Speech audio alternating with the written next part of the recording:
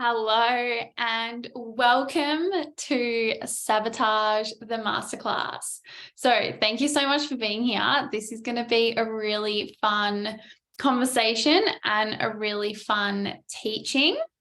So just before we begin, just being open to new concepts and perspectives. So you may have heard some of these things before. Some of this may be new information as well. Just take what lands for you, and if something doesn't land for you, that's totally okay too. I'm actually going to do a giveaway as well with this masterclass. So one person will receive one call and 2 weeks free mindset coaching with me. So the way to win is to share this on your socials. So you can take a photo of any of the slides and you can tag me on your stories. And so I'll give everyone sort of like a couple of weeks to, watch the replay and everything. But yeah, in a couple of weeks' time, I will pick one person and they will get one call and 2 weeks of mindset coaching with me. So you might even find that some things from this masterclass come up for you and we can work through those. All right, so we are straight in. So self-sabotaging is when we unconsciously block or sabotage ourselves from achieving success. So success being anything that we want in our life, in our health, in our fitness, with our goals, in our business, in our career, anything in our life that we are trying to achieve. So who's experienced self-sabotage before? So we self-sabotage through unproductive or negative actions and behaviors, right? So we've all experienced this before, and today we're going to learn why we actually do these unproductive negative behaviors, why we sabotage ourselves and block ourselves from success. So if we take a look at self-sabotaging behaviors, so the ones that I've got here, these are the main ones. There are other ones as well, but most of the time, the other behaviors will fall under at least one of these categories. And more often than not, it will fall under avoidance. So if you kind of have a look at the list that we've got here, they are all pretty much all some sort of distraction or, doing something like, not managing your time well, overeating or snacking. These are all things that we do to actually avoid doing whatever we need to do. These are also things that we can then use as excuses. So, with the overspending one, it's like, how many times do you use the excuse, like, I can't afford that, yet you spend money on, alcohol or clothes or takeout or what it is. Procrastination, like when you're supposed to be doing one thing, but you're like finding all these other things to do. It's a form of distraction, right? Which essentially is our way of avoiding doing the thing. When it comes to overwhelm, it's like, who's ever been like, oh, I'm too overwhelmed to handle anything right now? It's like, well, we're actually just stacking all of these things into our to-do list so that it's too much for us. And then so we get overwhelmed and we pull out and we get to avoid doing anything, because when we're overwhelmed, it's like, if, someone's asking something of us and we're like, I'm too overwhelmed, people are like, okay, let's just like leave that person alone. Perfectionism. So waiting for something to be, the perfect timing, or waiting for something to, be perfect before we just go ahead and do the actual thing. So I'm curious where everybody's awareness is. Which of these do you find yourself gravitating to more so, when you're self-sabotaging or when you're avoiding doing the thing that you need to do? And yeah, as I said, most of these will kind of fall under the avoidance part. Okay, so self-sabotaging behaviors are the things we do to avoid doing the things we know we need to do in order to achieve what we say we want. So you say you want to be lean, healthy, yet you continue to overeat and snack on junk food. You say you want to save lots of money, yet you spend all your money as soon as you get paid. You say you want to finish your study, finish your course or your assignment or whatever it is, yet you just sit there on 3 hours of Netflix, right? So, like just feeling into where you self-sabotage and sort of what it looks like, right? It's like we say we want, this outcome or this result, yet our behaviors are not in line with what's required to get the outcome or to get the result. So can we start to recognize where we do this? And self-awareness and recognizing our patterns and our excuses are going to be key in overcoming them. So that should have been a slide in itself. So self-awareness and recognizing our own patterns and excuses are going to be key in overcoming them. I would write that down. Okay, so why do we sabotage our own wants and needs? Why are we doing this? So we say we want to achieve something, yet we continue to avoid doing it. All right, this is where it gets good. You ready? Protection. Protection against what? Our own beliefs. So we're going to dive deeper into beliefs today and how much impact they actually have on our patterns and behaviors. So for those of you who have done some belief work before, you may already have an understanding of this. You may know why this plays out. For those of you who are completely new to this, this might be kind of one of those whoa, mind blown moments. So as I said at the beginning, just staying open to new ideas and new perspectives, and take whatever lands for you and don't take what doesn't. That's totally fine. All right, so we self-sabotage our own wants and needs to protect our own belief system. So let's dive into that a bit further. All right, so beliefs.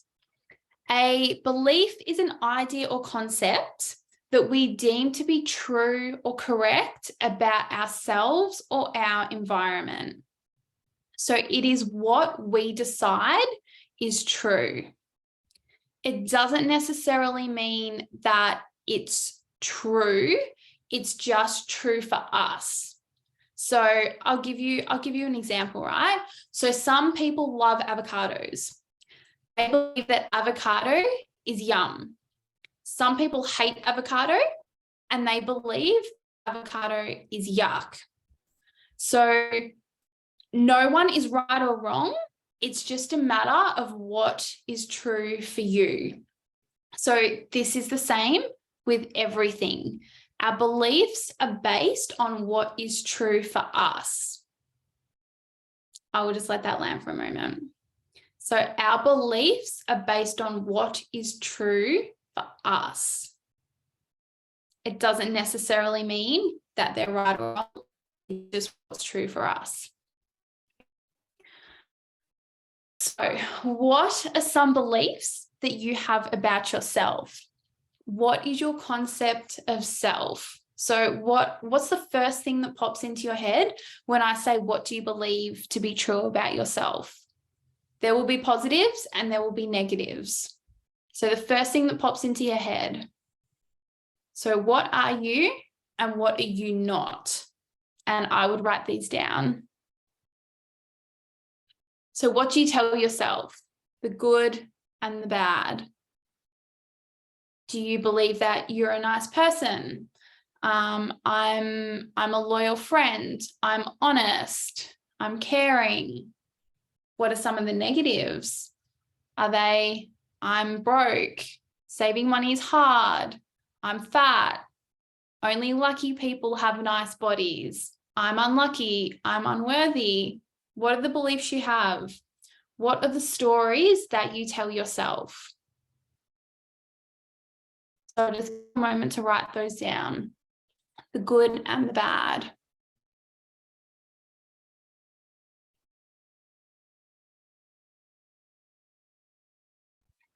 All right, so where did these beliefs that we have about ourselves come from? So majority of our beliefs were formed in childhood before we were 10 years old, right? Majority of our beliefs were formed in childhood before we were 10 years old. So have you ever had a conversation with a 4-year-old? Right? That 4-year-old is currently forming their beliefs that will carry on with them through to adulthood. So this can be one of the biggest things to get your head around. And I'm not going to go deep today into how, like, all the different ways that we can form beliefs. But if you take a look at your parents or your caregivers, or your teachers or anyone that was, predominantly in your life before you were 10 years old, you'll probably see some similarities in what they believe to be true and what you believe to be true. And, all those things, all those times have formed the beliefs that you carry with you today. So I'll give you a bit of an example of what this can look like. So as a child, you may have been sitting there playing with your toys and your mum was on her computer busy working, and you were like, "Mum, come with me, come with me." And she's like, "No, I can't, like, I'm busy, I'm working right now." So that child can't comprehend, okay, mum's busy right now, I'll just play by myself. To that child, as children, we make everything about ourselves, right? So to that child, they might be like, I'm unlovable because right now my mum is working and she's not here playing with me. So that child may then form a belief that they are unlovable, which carries on with them into childhood. So that's just a bit of an example of how our beliefs are formed and, sort of what happens in those years before the age of 10. So something that can seem, as an adult, seem totally ridiculous, like your mum was just working. It doesn't mean that she didn't love you. She just couldn't play with you at that time. Our little brains take everything on and think that it's like all about us.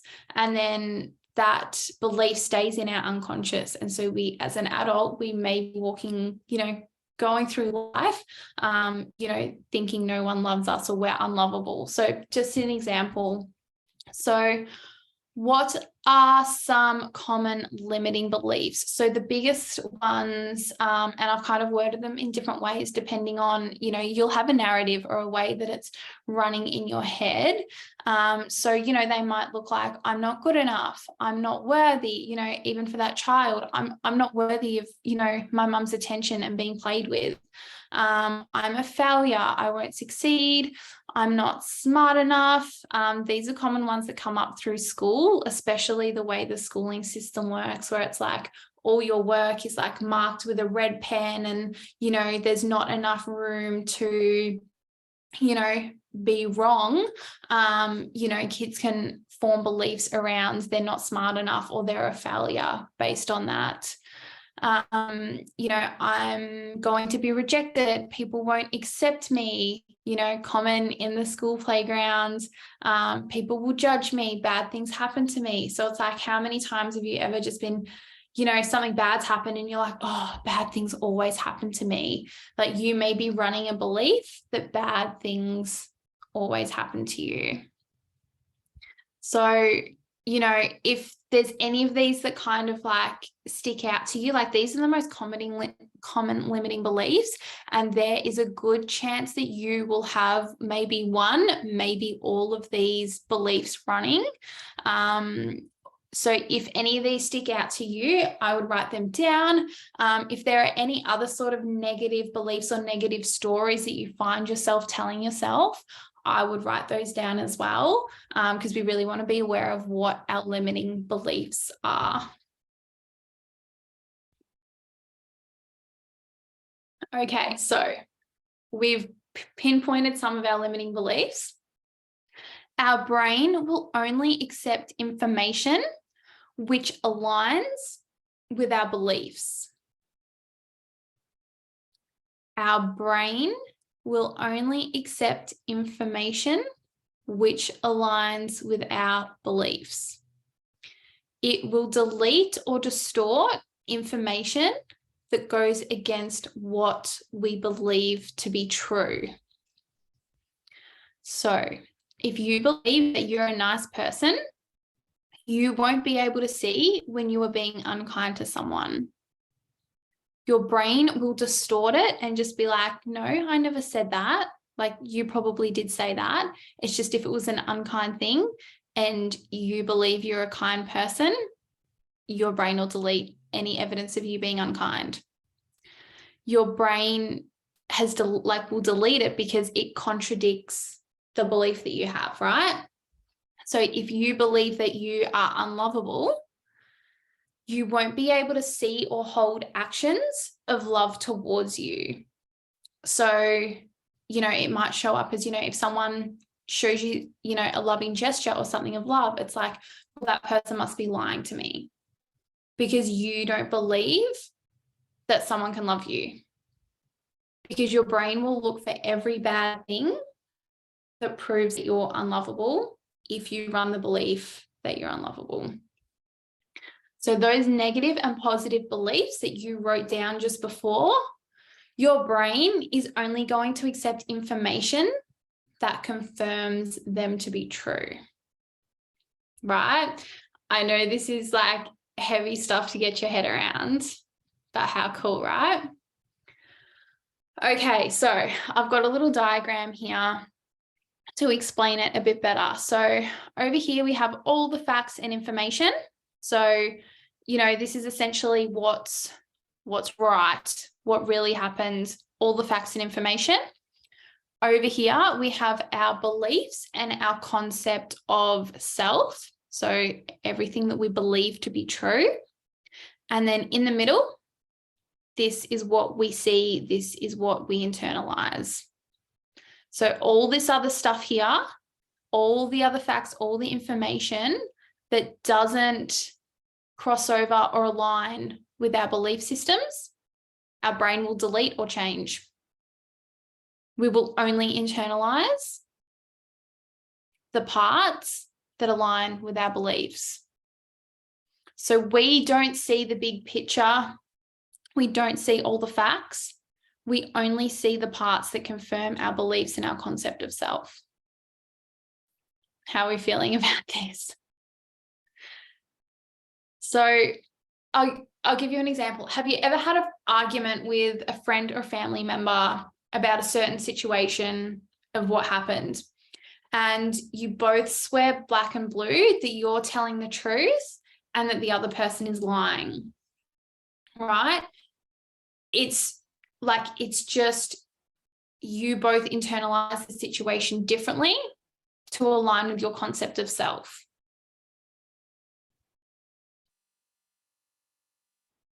So we have a belief. We seek out evidence to support the belief. So we internalize all the facts and all the information which align with our belief. If we come across information that doesn't align with our belief, we may delete or distort the information.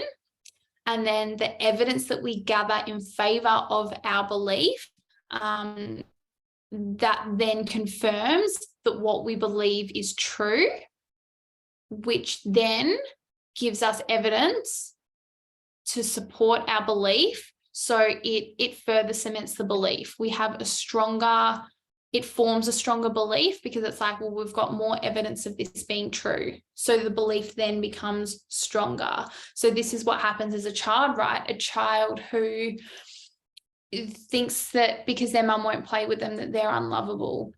So then they're only looking for evidence of them being unlovable. So all the nice things and all the gestures of love that their parents might show towards them, they might reject that, right? Then they go to high school and, you know, they have their first, you know, boyfriend, girlfriend, and then they get their heart broken. And then it's like, there's more evidence, there's more confirmation that we're unlovable. And then we keep going through that throughout our whole lives until we come to this, until we decide to do the change, the belief change work. So if you have a belief that you are fat and unhealthy, your thoughts will generate a story around this. Then your actions will reflect the story of your thoughts. And then your thoughts are what create your behaviors. So people say to change your life, you just need to think positive thoughts. And to be honest, that's a load of shit and it doesn't work, because if you have a belief that you're not worthy, changing the thought around that, it doesn't actually change the belief. We just intercept it at the thoughts. So beliefs create our behaviors. So intercepting the thought doesn't actually change the belief unless we have evidence, right? So it's kind of like, and you know, it's kind of like if you believe that the sky is blue, right? And someone tells you the sky is green, just think that the sky is green and it will be green. It doesn't work because you still have evidence of the sky being blue. You have years and years of looking up, seeing the sky being blue. So this is where affirmations can be bullshit. Because if you stand in front of the mirror every single day and tell yourself the sky is green, the sky is green, unless you have evidence and you've seen the sky green, you're not going to believe it. You're still going to believe that the sky is blue. So it's the same sort of thing. It's like affirmations can be a great and useful tool when forming a new belief, but if you don't do them correctly, you know, they're not going to magically change the belief. If you don't have any evidence of the belief that you're trying to create, then you're not going to believe it, right? So to form a new belief, we need evidence, and then we need repetition of the evidence to replace all the evidence of the limiting or negative belief that we've had over the years. So our beliefs are creating our thoughts, which are creating our behaviors. So if you have a limiting or negative belief about yourself, your thoughts are then going to be limiting or negative, which means your actions and behaviors will be limiting or negative, aka sabotaging.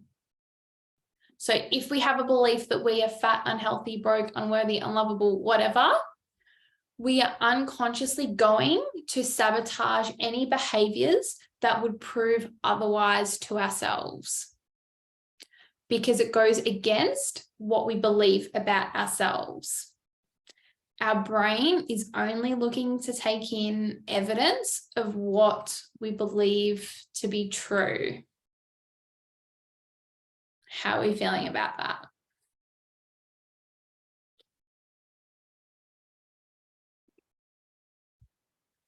All right, so self-sabotaging behaviors are a protection response. So they are protecting us from change. They are protecting us from being someone who we don't believe we are, whether it's negative or positive. Right? Is this starting to make sense? So if we believe that we are unhealthy, an unhealthy person doesn't go to the gym 5 times a week and prep meals and drink 3 liters of water each day. So when you think you'll start doing these things, you haven't changed the belief. You've just intercepted the belief. You've just intercepted the thought, which your beliefs create your thoughts.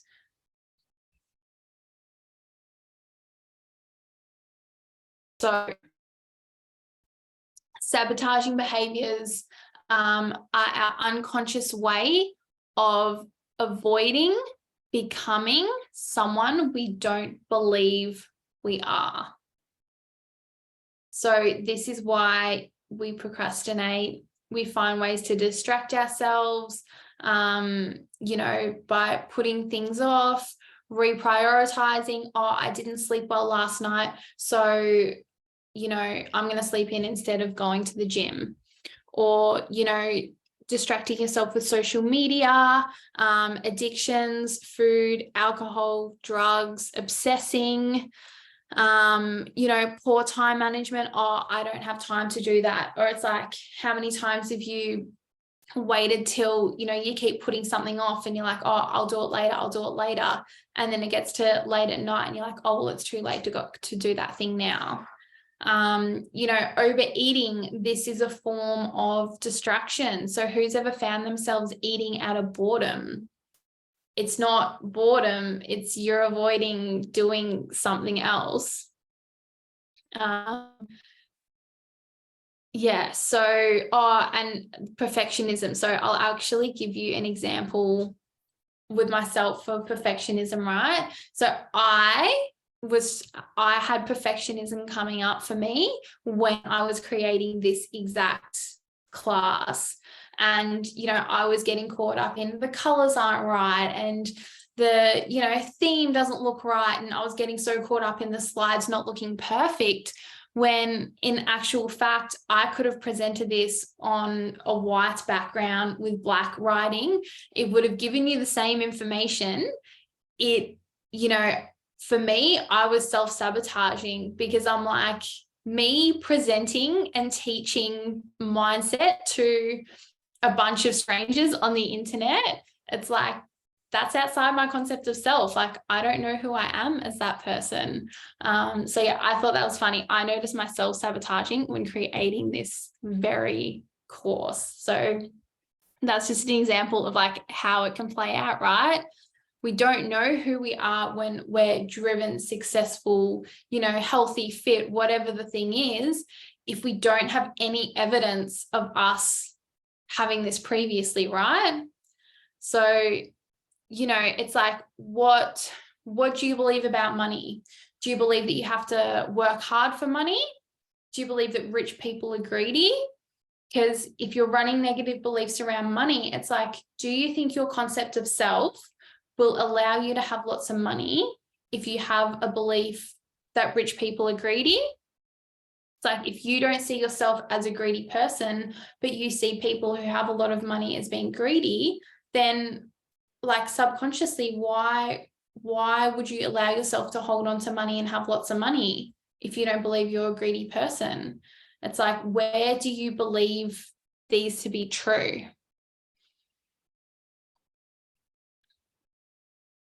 So your sabotaging behaviors are unconsciously serving a purpose. If there was no positive advantage to these behaviors, we wouldn't do them. So they are protecting your concept of self, and they are keeping you safe by keeping you the same, because they don't know who you are. Like, you don't know who you are as the, fit, healthy, rich, successful, whatever it is that you're sabotaging yourself from achieving. If it's study in your course, it's like, if you complete your uni, if you complete your course, then you're going to have to go and get a job in whatever that thing is you've qualified in. It's like, who you are now, you don't know yourself as that person who's qualified and working. So it's like, unconsciously, we're trying to do everything we can to sabotage it so we can keep ourselves the same of where we are, because like where we are is comfortable. So how do we change? How do we change when our unconscious is trying to keep us the same? So awareness, first of all.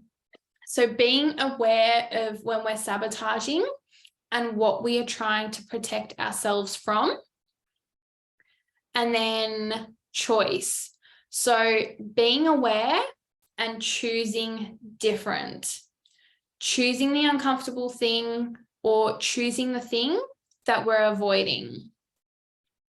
And then action. So this is where most people get stuck, because they become aware, yet they continue playing out the same old patterns. So awareness is great and it's so important, but it also needs to be followed by action, which is made from a conscious choice. So if we don't make a conscious choice, we'll continue to play out the unconscious behaviors. So recognize the pattern where we are sabotaging, avoiding, procrastinating. Choose to take responsibility and choose different.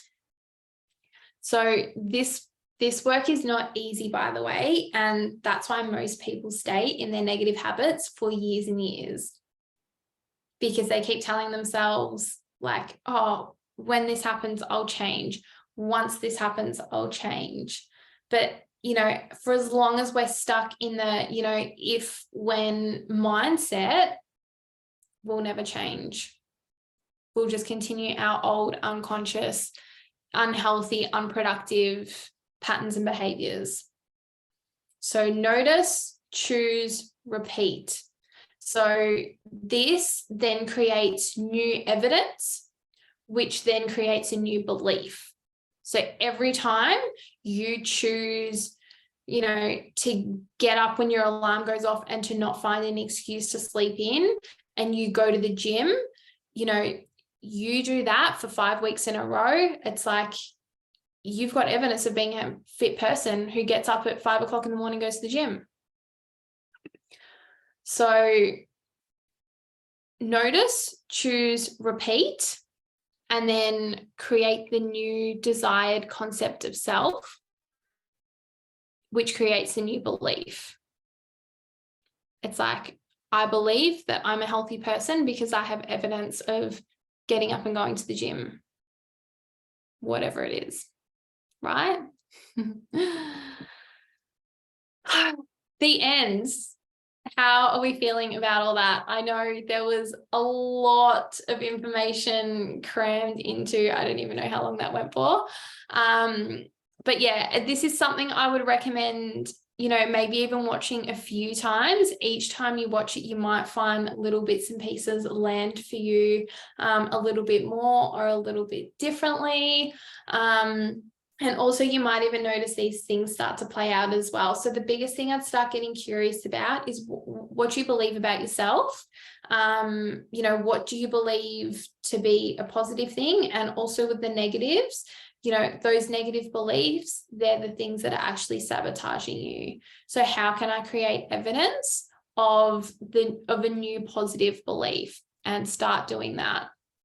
So thank you so much for investing your time and energy into this. I hope it was helpful, and I hope that it opens you up to some new concepts.